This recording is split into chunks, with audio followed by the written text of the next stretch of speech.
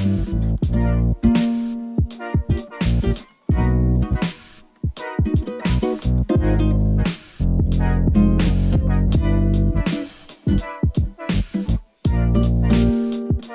everyone, thank you very much for tuning in once again to the Group Theory Podcast. This is the show where we interview working mathematicians about what it's like to do research for a living. My name is Logan and I'm sitting here with Michael across from Dr. Kevin Lamb, Professor Extraordinaire here at the University of Waterloo in the Applied Math Department. With over 50 publications and his involvement in the University of Waterloo's Interdisciplinary Centre on Climate Change, Dr. Lamb has without a doubt made an enormous impact on both his field and on his students as well. So how are you doing today, Doctor? I'm doing well. Perfect. Glad to hear it. So I guess we'll just jump right in. What is your field of research specifically, and how would you describe it to kind of like a non-math person? Well, I guess fluid mechanics, in particular nonlinear waves in the ocean. Most of you are familiar with surface water waves, and they have a lot of really interesting properties. But there are also waves called internal waves that exist beneath the surface because of stratification, and they have a lot more bizarre properties. So, for example, you're familiar with wave crests propagating over the surface of the ocean or a lake, and you can sort of follow the waves. But internal waves, some of them have the property where the energy is going in a different direction to the wave crests. So you may see crests going up to the right, whereas the waves are really propagating down to the right. So it's interesting ideas. Yeah, absolutely. Very different. Absolutely. So that's what I look at, and nonlinearity in waves. What kind of math would you say you mostly use in this field of study? Is it a lot of Fourier analysis and things like that, PDEs? Well, a lot of it's numerically based, so a lot of computational math, and then on the theory side of things, it's partial differential equations. There's a whole field of nonlinear dispersive waves, and so a lot of ideas from that field. Now, I was looking at it, and according to your profile on the Waterloo page, you specialize specifically with ocean waves, right? Mm-hmm. Now, how is that different from completely theoretical liquid or fluid in a box kind of thing? How exactly does the theory differ? Well, I guess the big difference about waves in the ocean is they can propagate large distances, so they're affected by the Earth's rotation. So that'd be the major difference. And the viscous effects are much weaker in the ocean than, say, if you did an experiment in a lab, you'd have a lot more damping due to viscosity. But it's really primarily the Earth's rotation that affects the long. Some of these waves can propagate thousands of kilometers and wow. for several days, so they are affected by the rotation of the Earth. Now, do you do a lot of work with actual data, or is it more just theoretical concepts that you build models off of?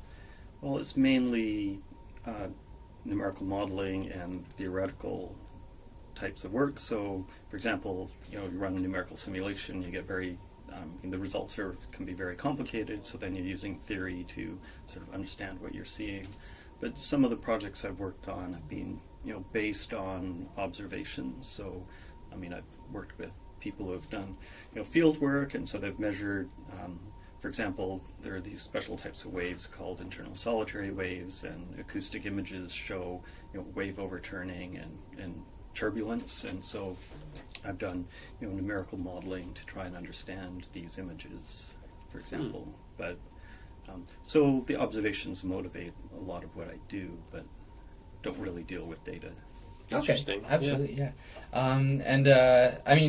Around here at Waterloo, you're pretty well known for your animations. I remember in 148, you showed us on numerous occasions some animations you'd created. So I'm just wondering, how often do you use animations in your research just to kind of get an idea of what you're actually working with?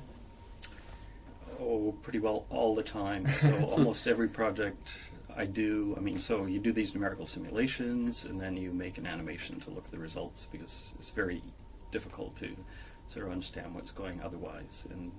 And then, so that gives you insight into what's going on, and then it motivates, doing other sort of numerical experiments, and then motivates, what kinds of theories would you like to use to understand, particular phenomena.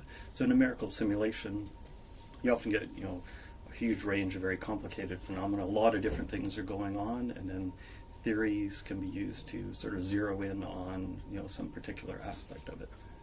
Okay. So the kind of animations give you like a bigger picture, so you can kind of see more things going on all at once.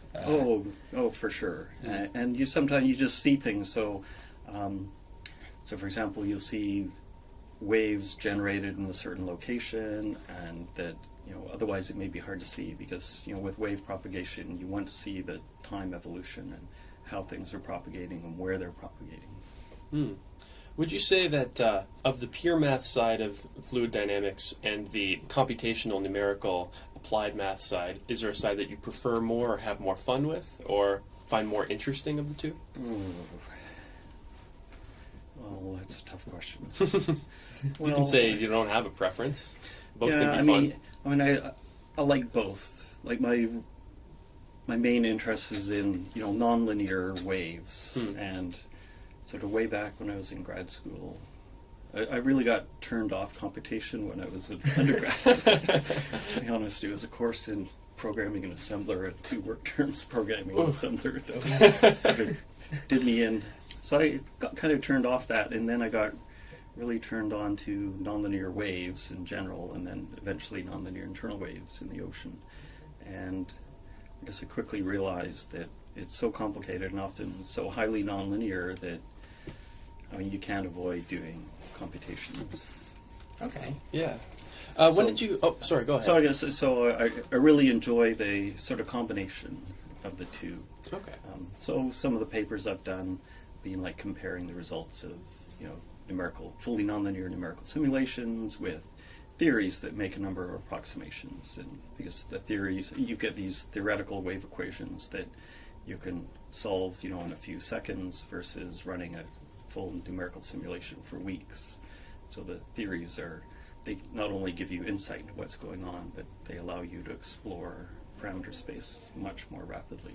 So you'd like to know how well do these theories actually model what's going on.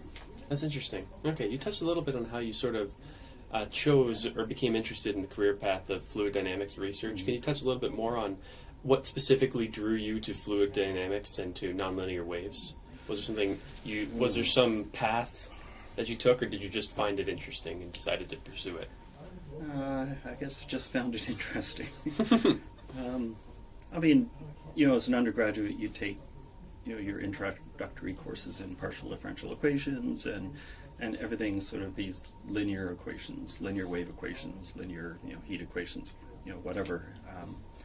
And then at some point I got exposed to nonlinear waves, and they've just got a whole new there's a whole lot of new different types of behaviors that just simply don't exist in linear waves, and I just found it really fascinating. Interesting. I'm curious about what fluid dynamics is, or how similar it is to other fields of pure mathematics in terms of how you do research. So I'm curious, how isolated would you say fluid dynamics is? A lot of times in math, you see a lot of results coming from one area leading to some innovation in another. Do you find that you can use methods of other areas of pure mathematics in order to help you with your research in fluid dynamics? Okay. Let me think about that one. Sure, yeah. I don't imagine combinatorics would be useful, but maybe... Combinatorics is not useful, but certainly, like calculus, fluid mechanics, the governing equations of this nonlinear system of partial differential equations, and calculus is essential. And so a lot of mathematics, especially like vector calculus, a lot of it was motivated by problems in fluid mechanics and also electricity and magnetism. Right. It's vitally important that you understand, like vector calculus, differential integral calculus, and a lot of theory about computational math is really important. That be, say, the old, going back to the early days, I guess, of mathematics, and then in the last century, there's this whole new area of nonlinear dispersive waves that was motivated by physical problems, and then it created a whole new area in pure math. And so there's a whole, it's like say there's just a whole spectrum. So some people do fluid mechanics really from a very theoretical pure math side of things, and others are extremely applied, and then some try to combine them somewhere in the middle. So. Absolutely. Okay. Well, I'm personally kind of interested in the kind of work you're doing for the interdisciplinary climate change group here at Waterloo. Could you just kind of talk about the kind of things that you work on with them? Okay, well, I guess I don't really work with them. So there's an Interdisciplinary Centre for Climate Change. So the connection of my work to climate change is, I guess, the following. So in the ocean, energy is put into large-scale motions. So you've got winds blowing over the ocean, and you've got also tides. So the moon and the sun forcing tides in the ocean, and they move the fluid around, and then that fluid interacts with topography. So it generates waves, in particular internal waves. So about half the energy in the internal waves comes from winds and half from tide topography interactions. And most of it is injected into very large scales. But because the waves are very nonlinear, energy gets cascaded to small scales. And so all the mixing occurs, like centimeter scales. So you're putting energy into, wavelengths of, hundreds of kilometers or thousands of kilometers. For it to do any mixing, it has to get down to centimeter scales. And that's where, so heat gets mixed.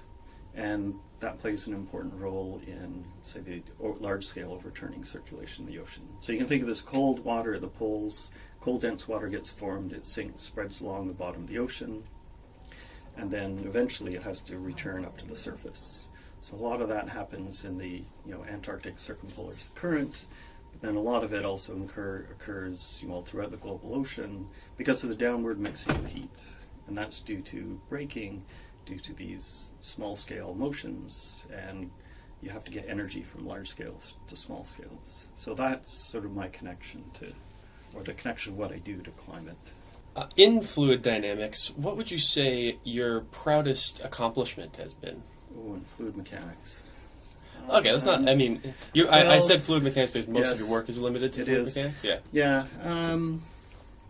Well, I guess one of the things I'm really happy with is some work I did on something called internal wave beams. And it was actually, something I discovered in some numerical simulations. So I did some numerical simulations of tide topography interaction over a ridge in the ocean.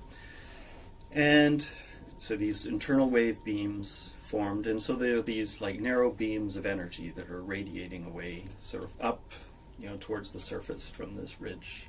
And notice, when the waves reflected off the surface, or when a couple of beams interacted, you could see them generating other beams because of nonlinear interactions. So, so I wrote a paper on this, and this spawned a lot of work by other people. So I guess that's one of the proudest, one of the things I've done that I'm most proud of. Nice. Absolutely, that's awesome. So the flip side to that question then is, what's the one problem you haven't been able to solve yet, but that you would like to solve at some point in your career, or you work towards? Well, that would be a hard one to explain. Let me see. Okay, so there are these. So back to internal waves, which are these waves propagating in a density stratified fluid. So there are horizontally propagating modes, they're called, and there are weakly nonlinear theories, or weakly nonlinear dispersive wave equations, like the Korteweg-de equation, for example, that are used to model these waves. And if you go to, anyway, so this equation has a couple of parameters, and if you go to higher order, you get higher order nonlinearity, and they all have certain coefficients in the equation. And there's a non-uniqueness problem. So for the cubic term, the coefficient is not uniquely defined, and the behavior of the waves is very different depending on the sign of that coefficient. So one of the things that's been puzzling me and vexing me for a while is, how should you, what conditions should you impose to determine the value of this coefficient.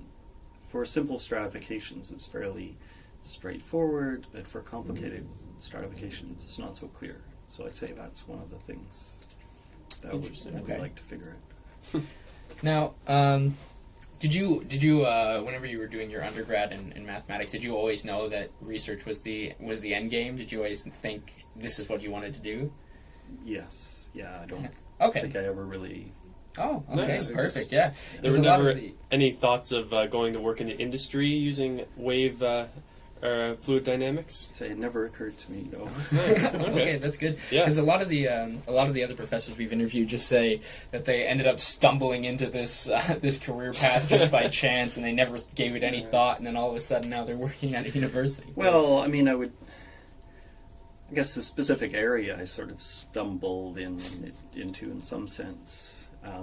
But I guess I never doubted that I would go to grad school in academia. That was sort of what I wanted to do from the get-go. But I didn't choose fluid mechanics until really my last years in undergrad, when I was looking at where I wanted to go to grad school. Perfect. Okay, that's awesome. Now, just taking you back even further now, what was the first original math result you remember producing? Like, even if it wasn't good enough to be published. Well, like I say, I don't know what it was, but I remember doing something. When I was in high school, I wrote all of the these math contests. Yeah. Waterloo runs and other places had some as well. And so we had a math club, and I remember working things out there. I can't remember any of the details. I know one had something to do with triangles, but it's a long time ago now.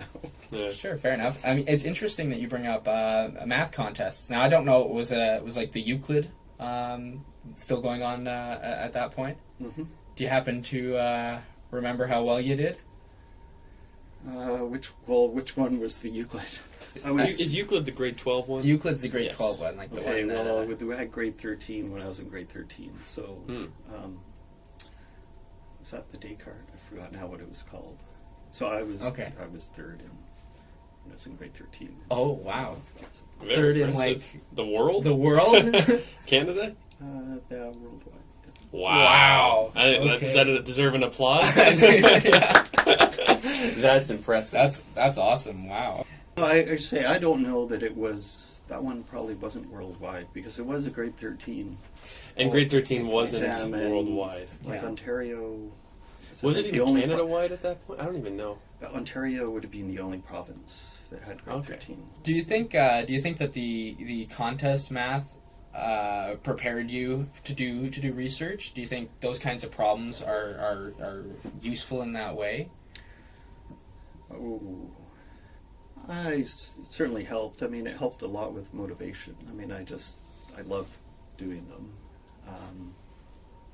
Research is very different than research. A lot of the difficulty in research is deciding what problem is worth solving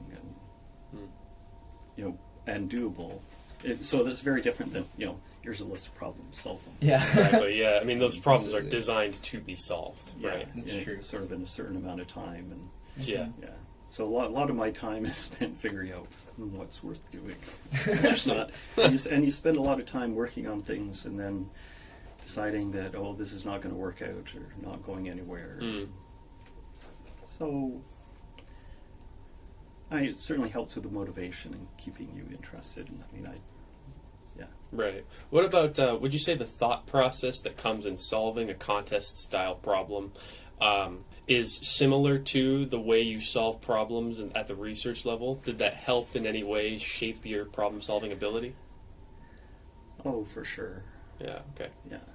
Let's turn the tides a little bit and talk about, we're interested in do you have a favorite theorem or idea or concept in fluid dynamics? Something that's just math in general, just like a favorite theorem. Well, okay, there are a lot of really nice theorems, so it's hard to pick one. I don't know if you've done complex analysis yet, but I'd say the residue theorem. Oh, is, yes, that's beautiful. That's a beautiful it's theorem. sort of up there. Absolutely. The divergence theorem, if you've done vector calculus, is up there. And then, so if you want something really much more recent, so that I mentioned this field of nonlinear dispersive waves that really came to the fore sort of in the 60s and 70s, and there's the development of the inverse scattering transform, which is a really neat way of taking a special, so if there's a special class of nonlinear dispersive wave equations, you can transform the problem to a linear problem using what's called the inverse scattering transform, and so all of the mathematics that's sort of associated with that I think is just fabulous, and I think it's a real shame I don't see it in our undergraduate curriculum. It's I think one of the biggest developments in the 20th century in mathematics. Okay. Would you say there's any big misconception people have about mathematics or fluid mechanics that you notice and would like to correct? Ooh, what audience are we talking about? I don't know, just like if you're at a dinner party, someone asks you what you do for a living. It's like, oh, I thought math was blank. Yeah. Well, it's a lot easier to talk about waves than to talk about mathematics. Because everyone's seen waves at the beach. Right. Yeah, I'm not sure about that. Okay. Yeah. Mm-hmm. I was curious, are there any interesting objects, or mathematical objects that is, other than waves, of course, that you work with in fluid dynamics that aren't really touched on anywhere else in math? Anything unique and or emergent? You're thinking like mathematical objects? Or Yeah, like a tensor, for example. Oh, you use a lot of tensors. I imagine, yeah. So, there's a third-year continuum mechanics course, and lots of tensors. Yeah. So, I mean, they're used a lot to drive the equations of motion, and then, like turbulence modeling is a huge problem, and so there are all kinds of complicated models, and there are tensors involved with that. I'm not sure I can think of anything else. Fair enough. Okay. Yep.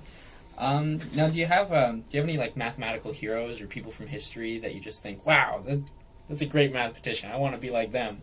Ooh. Well, I guess I'd have to say Euler. Who does? That's everyone's first choice. But okay, so maybe someone from say more modern era was Zabusky and Kruskal, who discovered the inverse scattering transform. I mean, they're really sort of heroes of mine. And Martin Kruskal had the pleasure of taking some courses from when I was a grad student, so he's a big sort of hero of mine. And then all the people who laid the foundation for both like a lot of vector calculus and fluid mechanics, like Stokes, Gauss, Boussinesq. I guess I'd have to say Korteweg and de Vries, who derived the famous KdV equation. Okay. Yeah, fair enough. And what about like math story from history? Math story from history. Okay. It's sort of, I don't know if this is a math story or a physics story, but there was, so solitary surface waves were discovered in 1834 by John Scott Russell, who, among other things, designed ships.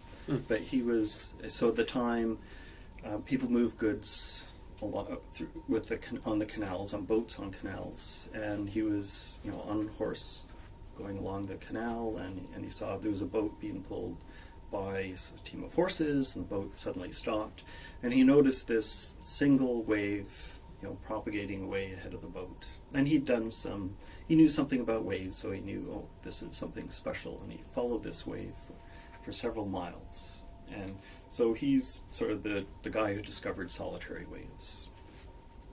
And then that led to some controversy because some mathematicians said, well, this is not possible, because people knew about nonlinearity and dispersion, and they knew that both of these would destroy the wave. So they said, oh, this doesn't exist.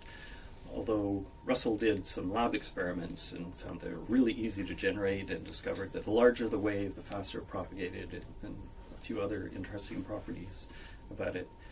And it wasn't until about 60 years later, in 1895, that Korteweg and de Vries derived the KdV equation, which combined dispersion and nonlinearity. And these are the the sort of processes that people had said would made these waves impossible. But they came up with this evolution equation that had both of these, this combination of nonlinearity and dispersion, that showed that, well, solitary wave solutions did exist. Wow.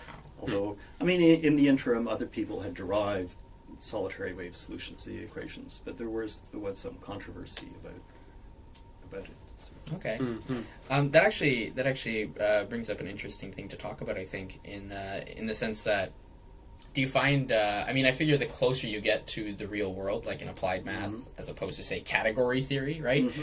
Do you find that there are still real world phenomena that we see that seem to contradict what the equations tell us? Is that, or have we worked out most of those kinks by now, and that it's just kind of fudging the details? Well, I wouldn't say they contradict what the equations tell you, but that doesn't mean that they're being explained. So I mean, there are lots of things that haven't been explained.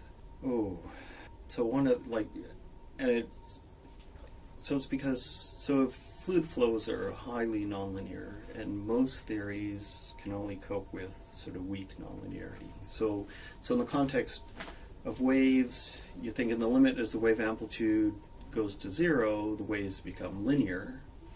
And if the waves become very large, they become highly nonlinear. So you think of like surface waves, the waves at a beach that are overturning, that surfers like to surf on. I mean, they're very nonlinear.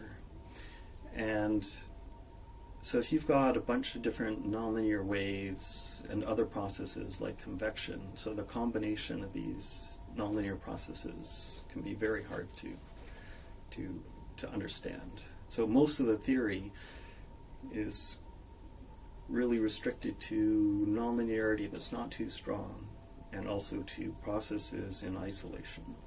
Okay. Interesting. So waves that aren't too big, but in the absence of, convection or currents or other things. So I guess that's so there are lots of things that still remain to be explained, I think, because they're highly nonlinear. Interesting. Okay, absolutely. Yeah. There's a question that we always ask every interviewee, and that's, what is your philosophy of math? And I think it's particularly interesting in this case because you have a field of math that is so tightly intertwined with the real world. You're essentially studying the real world with math, rather than studying math itself. So would you say that math is a natural phenomenon that occurs in the real world, or is it something that is invented to model the real world? Well, I suppose I'd have to say it's a bit of both. Yeah, okay.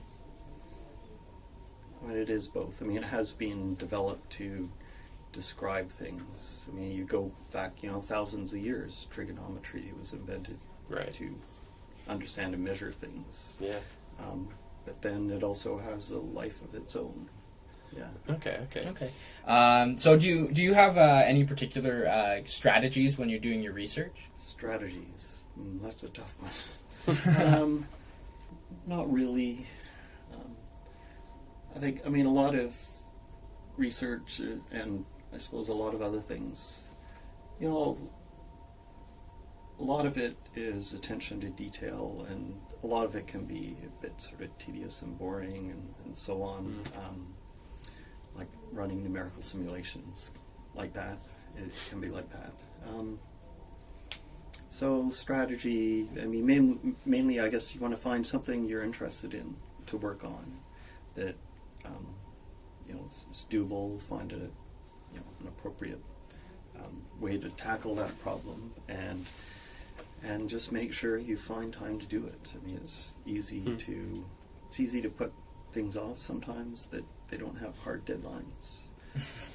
So I guess the real strategy, I suppose, is you have to set up some kind of schedule and make sure you do something every week. And interesting. Because you can't sort of spend, and even you can't work on something Friday afternoon and then leave it till the next Friday afternoon. You spend the following Friday afternoon trying to figure out what you did the previous week. I think that's an important lesson for every undergrad listening. Yeah, when you're doing your homework. Yeah. Do your homework and do it regularly. Yeah. And it's same for research. But you also have to keep learning new things. Right? So it's important to read what other people are doing, and papers and books. Yeah. Now, in your case in particular, we were looking through some of your selected publications that you posted on your profile there, and you collaborate a lot, right? And people say, math more and more these days is becoming more of a collaborative effort. I'm just wondering if you could talk about kind of what that collaboration looks like. Is it just, big email chains of, I'll work on this part of the paper if you work on that part? Or is it more like rent a cabin and lock yourselves in for a week?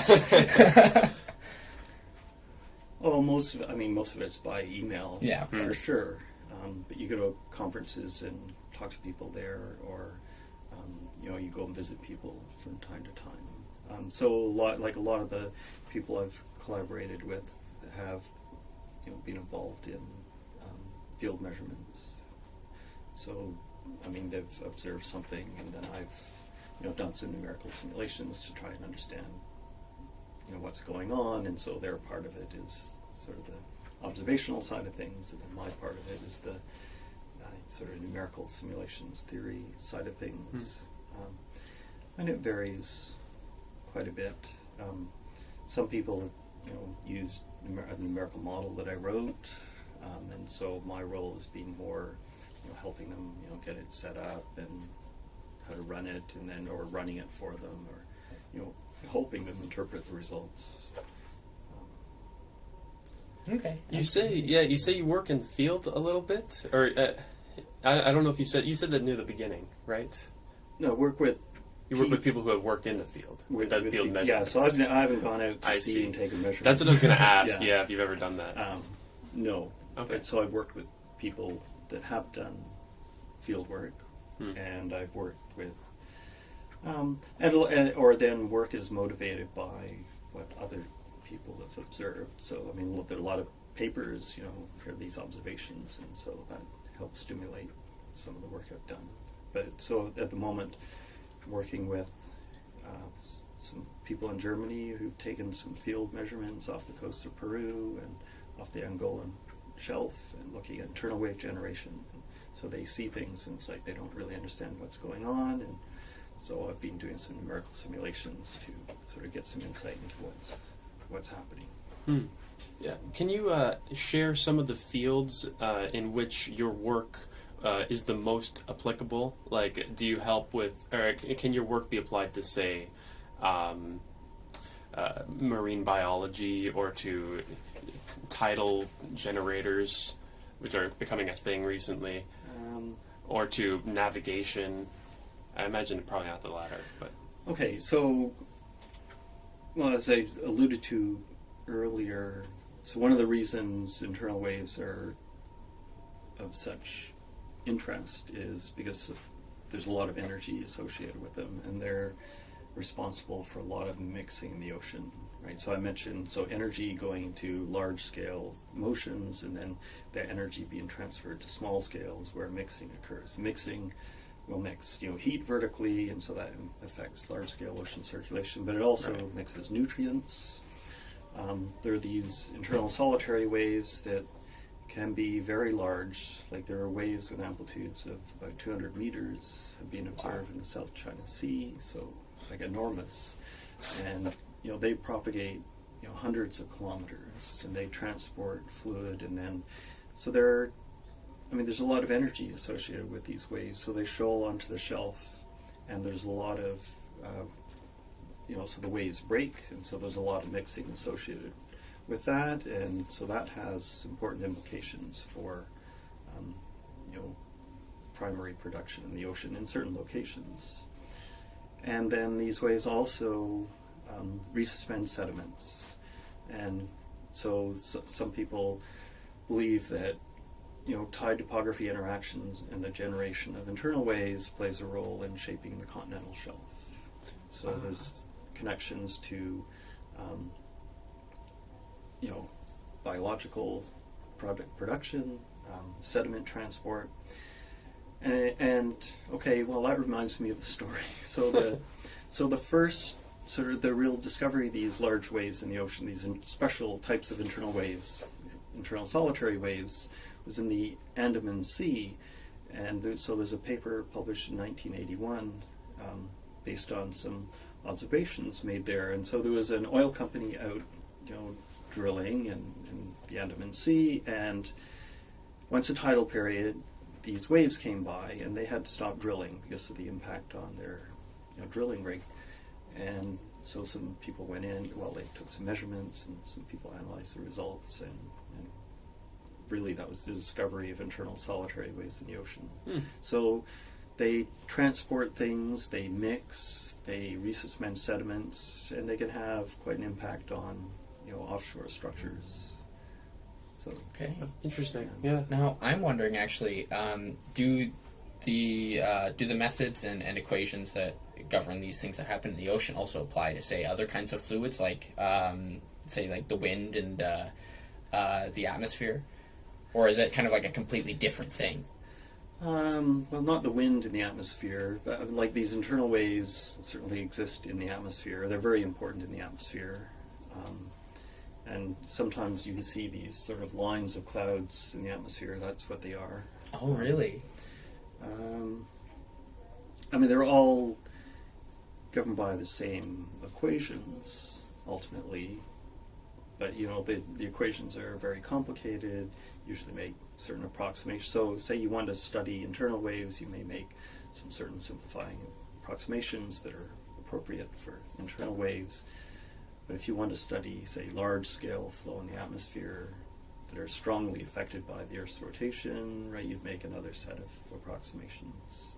So that's one of the beauties of fluid mechanics is these huge number of approximations. They're designed to take, you've got this set of essentially 4 equations, or 5 equations depending on your equation of state and whatnot, that govern flow in the atmosphere, flow in the ocean, and you've seen things. There's a wide range of motions, and this one set of equations describes all of it. Well, if you just want to study surface water waves, then you can make some approximations to simplify the equations, and then work with those simplified equations. Okay. So. What about gravitational waves? Those they were discovered a year ago, right? Something like that. Yeah. Oh, you're talking about like cosmological. Yeah. waves. Well, I don't know very much about them, but I'd say that like the equations used for fluid mechanics and continuum mechanics have been used to model, the space and solar systems, or not. I guess not solar systems, but larger scales. Fascinating. Yeah. And actually that does remind me of the question that I was There going we to go. ask earlier there. Yeah. So this is the first applied math interview that we've done. So I'm just wondering whether or not you see what you do as more of a science or an art, because what you do is inherently closer to the real world than what, say, a category theorist does. And a lot of the pure mathematicians we talk to see what they do as an art form more than it is a science. Oh, more science. Yeah? Definitely. How much art would you say there is in fluid Any dynamics? artistic ideas, I guess? Well, art is Yeah. more than just It's- painting. yes. It's a mind state. Well, there's a lot of art goes into making good graphics. Yep, fair enough. Well, Maybe not. That's Maybe good. art is the wrong word to say, but rather artistry. It's science, but ultimately, I think, like the governing equations for waves and just the different types of behavior you have, I think are really beautiful. And so it's artistic in that sense, I suppose. I think they're just really neat, and yeah, so I like it for that, and I also like it for the fact, I enjoy the fact, or like the fact that, they're important, and they're an important physical process. Yeah. They have implications for what goes on in the oceans, and also lakes. I guess I haven't really talked about lakes, but they occur in lakes as well. Yeah, Okay. absolutely. You got me thinking, actually, when you said Well, just in describing what you consider your work to be, if it's a science or an art. So I wanted to ask, how would you describe what a breakthrough looks like in your field? Is a breakthrough a culmination of creativity and like it is in other areas of pure mathematics, or would you say it's more just like a heavy and well thought out analysis of the given data? Or is there a way you could describe it? Do you think it differs from other areas of pure math? Well, I mean, most research is more or less incremental. Right? So people are, working on a problem and they make, contribution. And most of them are not huge contributions, and then, but they sort of accumulate, and then at some point, so all these different people have done different things, and you sort of see a bigger picture, a new idea sort of emerging. Is that a breakthrough? I mean, I don't think there are a lot of sort of like big problems that, somebody sort of comes along and suddenly solves this big problem. But there's certainly a lot of new insights, and I think a lot of it does come from the coupling sort of theoretical, computational, and observational work.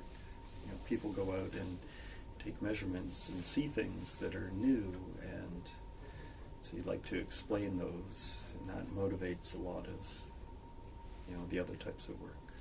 Okay. I don't know how accurate this is, but I think that most of the breakthroughs that come in a field like fluid dynamics, where you're studying something, is more the methods rather than the actual questions that you're asking. Like if you, say, figured out some area of math can be applied here, and then it's way more accurate than than all the tools that you were using before, that would be kind of like a breakthrough, I think. I think there's some truth to that. I mean, fluid mechanics is a very old field. I mean, the governing equations were written down, like almost a couple hundred years ago, like in the 18. Okay, I'd have to think, when were they written down? Certainly, around the 1800s, I guess. And so the equations have been known for a long time, and a lot of progress is being made because new techniques come along, and computational methods and bigger computers have been a huge part of that.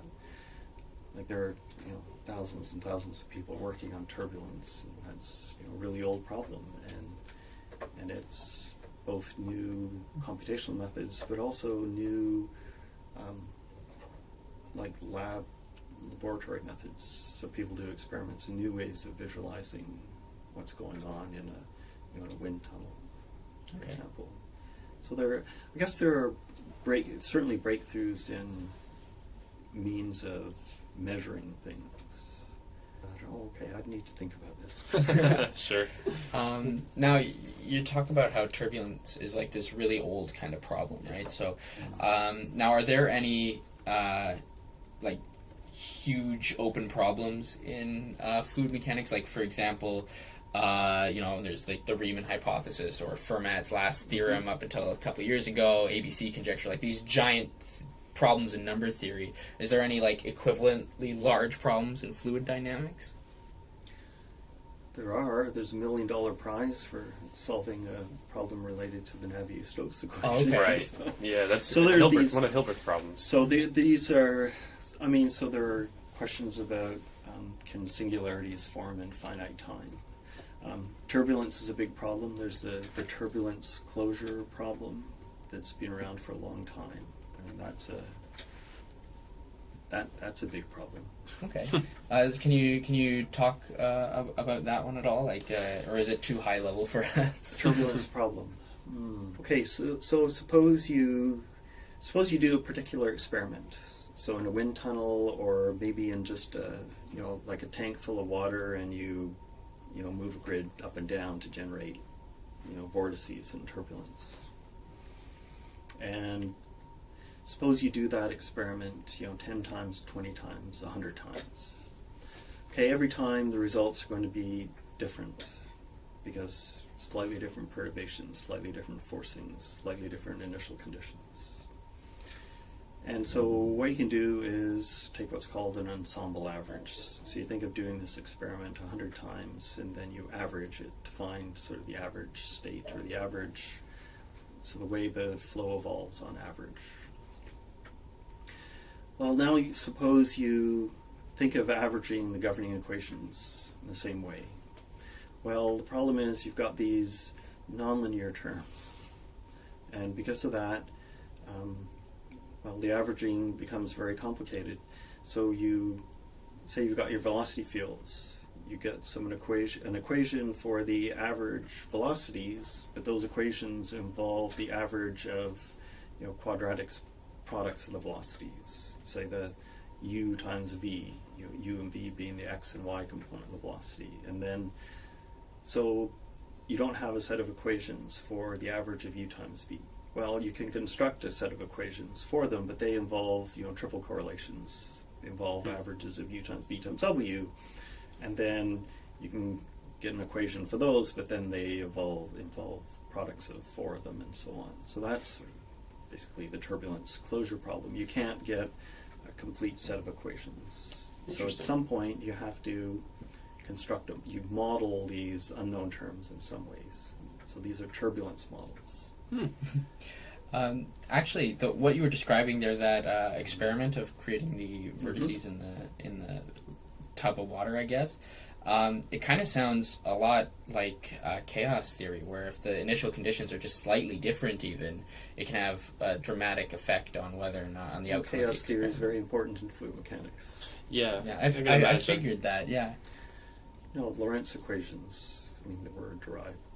A lot of the ideas for chaos theory were initially from fluid mechanics. Yeah. I can trace back a lot of things to fluid mechanics. Yeah. I think the famous Lorentz attractor, wasn't that developed for modeling weather? And it's a very, very crude model. Very, very crude, but yes. Interesting. Okay. Yeah. Fascinating. Yeah.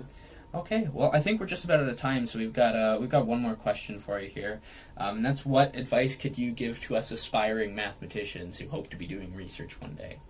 Well, I guess you need to find something you're really interested in, and just you have to work hard. It's a lot of hard work, and it's not always. It's not always fun. Like a lot of it's hard work. I think it's true for a lot of jobs. Yeah. You have. Like if you're doing theory with pencil and paper, well, you can be, writing out, tens and tens and, tens of pages, working out, some formula or, an expression for the coefficient of some equation. That's not always exciting work. So you have to persevere. Be careful while you're doing it, and at the end of the day, if it's something that's really interesting and you get something that's useful and gives you some interesting results, it can be just extremely satisfying. Yep, there's truth to that. Okay, yeah. Well, thank you very much for coming on the show. It was a lot of fun.